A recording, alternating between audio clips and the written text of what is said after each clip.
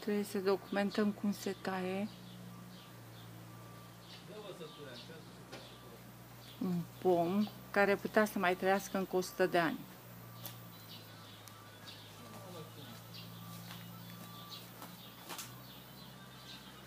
Încă 100 de ani. Dar acum o să fie sfârșitul acestui pom care este de 45 de ani.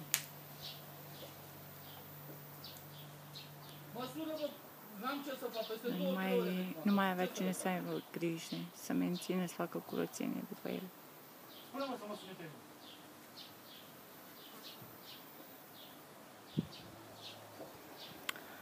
Și astăzi este sfârșitul, 1 iulie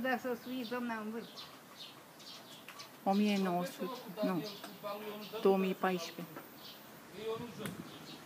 2014.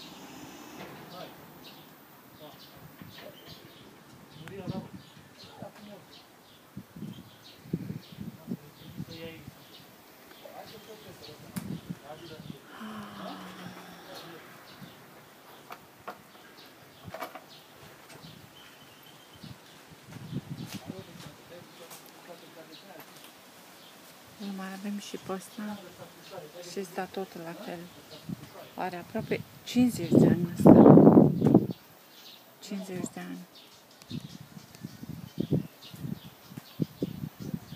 Este o frumusețe.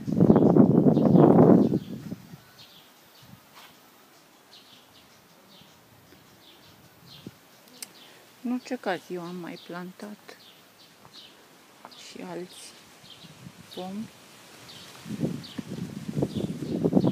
Tăiindu-l pe ăsta, am plantat alții.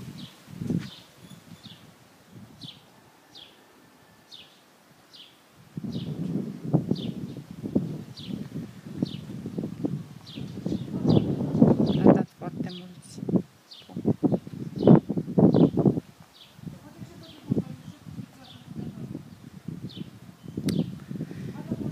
Ok. Uite și ăsta cât este de frumos și de mare.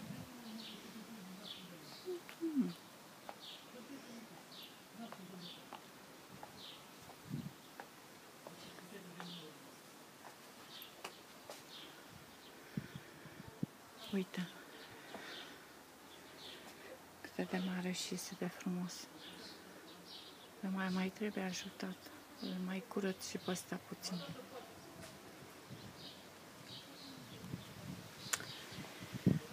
Ok, la revedere, bye.